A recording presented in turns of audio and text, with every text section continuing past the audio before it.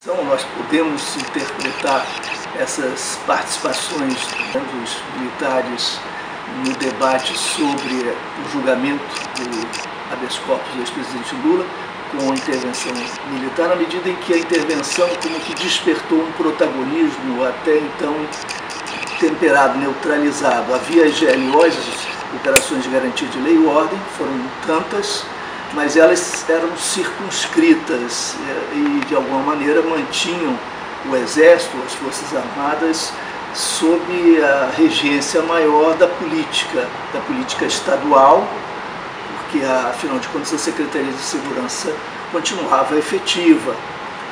A partir da intervenção, o interventor se torna um ator político decisivo, um grande agente independente do poder civil.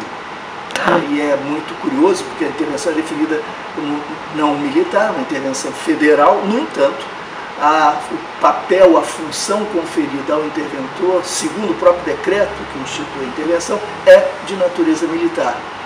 Conversando com grandes autoridades do Ministério da Defesa, essa definição da natureza militar da função do interventor se deve ao fato de que é preciso contar o tempo como trabalho militar para que a carreira não se obstrua, não sofra qualquer obstáculo, qualquer interrupção à carreira do general. Mesmo com a presença do militar à frente da intervenção, de um general, se ele ocupasse uma função definida no decreto como civil, a natureza se transformaria, a natureza da intervenção se transformaria do ponto de vista institucional, formal. Isso seria muito importante.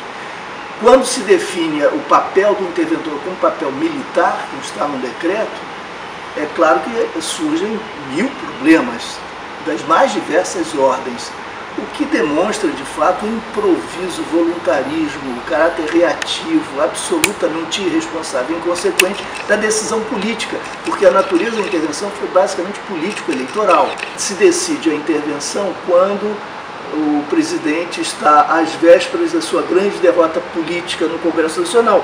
A reforma da Previdência não passaria e o governo girou em torno desse propósito. A sua agenda é uma agenda regressiva, uma agenda obscurantista, que caça, cancela direitos dos trabalhadores, direitos sociais, etc., como uma espécie de grande compromisso desse grupo que se apropria do poder por meio da manobra parlamentar, do golpe parlamentar, e que se escora no apoio das elites e da grande mídia, porque apresenta como proposta a execução de uma pauta neoliberal extrema, radical, que jamais encontraria apoio popular, endosso eleitoral. Primeiro, não havia planejamento algum.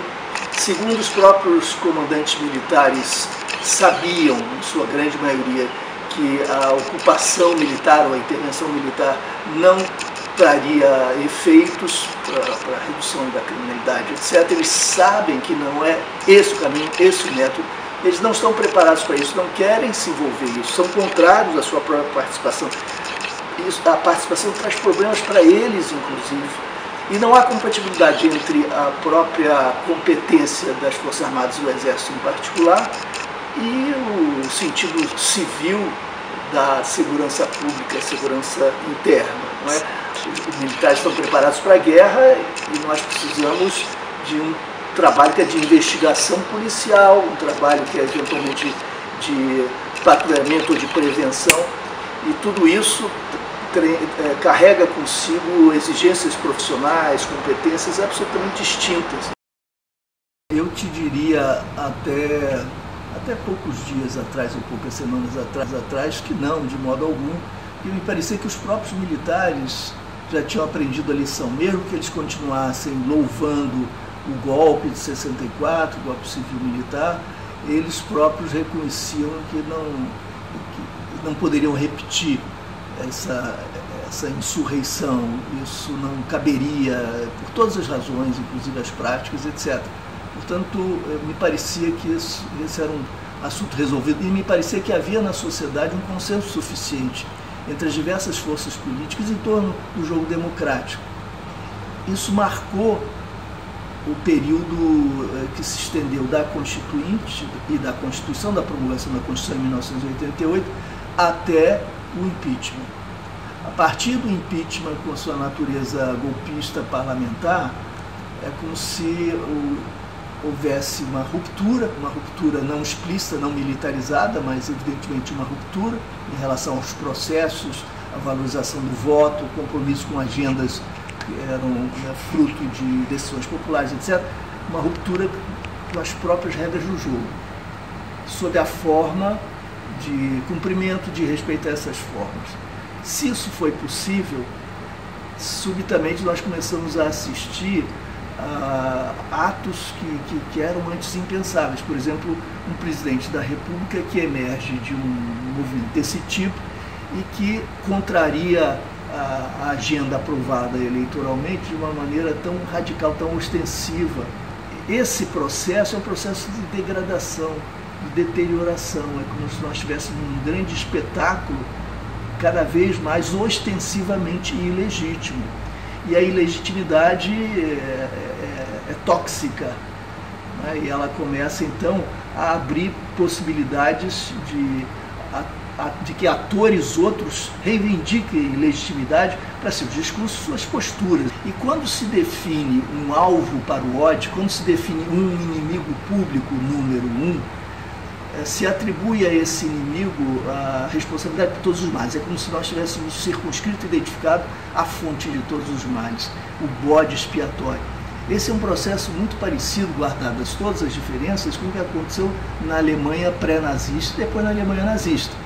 Foi preciso identificar o inimigo, e o antissemitismo foi fundamental. O grande inimigo era o judeu, o povo judeu, né?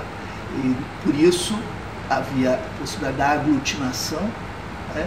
E por isso esse ódio pôde fluir em benefício do nazismo, da sua afirmação. Então o Brasil, no momento de crise, porque melhorou, vai às ruas. 2013, essa energia agora cria novos protagonismos, novas possibilidades. Em 2013 nós tínhamos Babel, uma multiplicidade enorme de vozes, de projetos, etc.